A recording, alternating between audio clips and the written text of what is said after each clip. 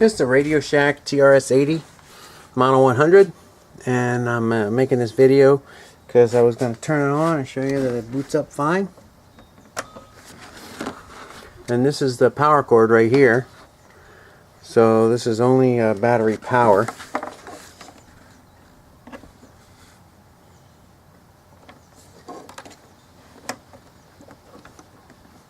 Let's see where the on and off switch is here. Here's the on switch. Hopefully you can see it. Of course, the January 1st, 1900.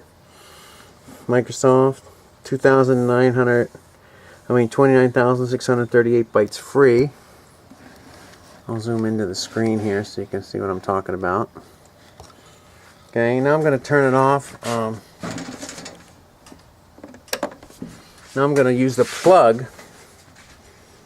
I'll zoom out so you can see the plug. See me plug it in here. Now I'm going to use the electric power, and I get the same result.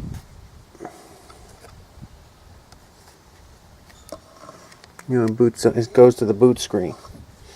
So that's the Radio Shack trs-80 Mono 100.